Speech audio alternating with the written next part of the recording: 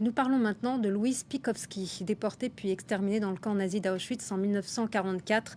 Elle avait été arrêtée ainsi que toute sa famille le 22 janvier 1944 par la police française. Elle avait 16 ans. 70 ans après, des lettres qu'elle avait écrites à son professeur de l'époque, Madame Malingret, ont été retrouvées par hasard dans son ancien lycée Jean Lafontaine à Paris. Bonjour Stéphanie Trouillard, vous avez réalisé pour France 24 un documentaire intitulé « Si je reviens un jour », phrase écrite par Louise Pikowski dans sa dernière lettre à son professeur. Et cette fois, c'est sous la forme d'une BD que vous avez choisi de relater l'histoire de Louise Pikowski. D'abord, est-ce que vous pouvez nous rappeler l'histoire tragique de Louise Pikowski et de sa famille ? Alors, on m'a contacté en fait il y a 4 ans autour de cette histoire. En fait, c'est une professeure qui avait retrouvé en 2010 par hasard dans une armoire du lycée les lettres de Louise Pikowski et qui pendant plusieurs années a essayé de faire des recherches autour de cette jeune fille, mais sans succès. Donc, le lycée m'a contacté pour l'aider dans ses recherches et pour retracer le parcours de cette jeune fille qui effectivement était élève au lycée Jean de La Fontaine pendant la guerre. Elle avait 14 ans lorsqu'elle a écrit ces lettres. Elle était 1942. En fait, elle avait une correspondance qui est assez étonnante avec sa professeure de l'époque, Mademoiselle Malingret, c'était sa professeure de latin grec. Et elle vivait à Boulogne-Billancourt avec sa famille. Et malheureusement, comme beaucoup de juifs habitant en France pendant la Seconde Guerre mondiale, ils ont été arrêtés, puis déportés au camp d'Auschwitz, où ils ont tous été exterminés. Pourquoi avoir raconté cette histoire sous la forme d'une BD ? Alors au départ, comme moi je travaille pour le site internet de France 24, on en a fait un documentaire qui est sorti il y a 3 ans, un web documentaire. Et quand il est sorti, il a rencontré pas mal de succès et j'ai eu plusieurs propositions pour en faire un livre.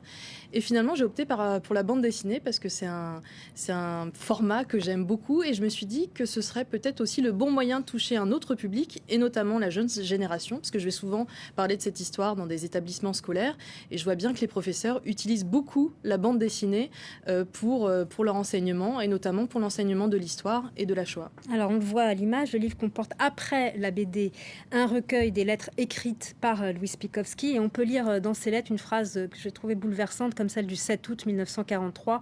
Je suis sûre que nous pouvons apprécier le bonheur après avoir souffert, mais la souffrance a-t-elle des arrêts ? Je finis par en douter. Lettre à sa professeure, Madame Malingret.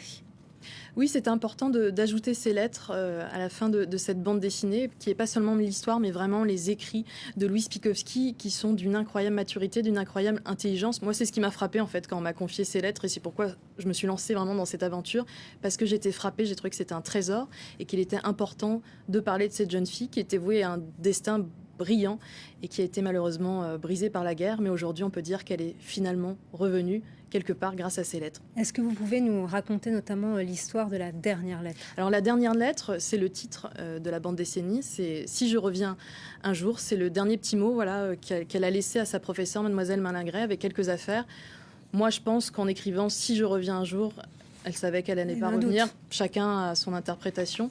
Mais finalement, comme je le disais, quelque part, elle est revenue 75 ans après. Ils n'ont pas réussi complètement à l'exterminer et elle nous parle encore plus que jamais. Et ce qui est très étonnant dans cette dernière lettre, c'est qu'ils ont 1 heure avant qu'on vienne les embarquer, puisque la police française est venue les embarquer, il leur donne 1 heure et qu'elle va courir remettre la lettre à la professeure qu'elle finira par remettre à une gardienne. Oui, c'est ça, c'est un incroyable sang-froid en fait, avoir l'idée comme ça quand vient vous arrêter d'aller remettre des documents à sa professeure alors qu'on vous donne 1 heure pour vous préparer. Ça montre aussi l'attachement très fort qu'il y avait entre Louise et sa professeure et le courage, vraiment le sang-froid de cette jeune fille. Nous sommes tous arrêtés. Je vous laisse les livres qui ne sont pas à moi et aussi quelques lettres que je voudrais retrouver si je reviens un jour. Je pense à vous et je vous embrasse. Merci beaucoup, Stéphanie Trouillard, d'être venue nous en parler. Merci à vous. C'est la fin de ce journal et l'information continue sur France 24 en français, en anglais, en arabe et en espagnol. Merci à vous tous.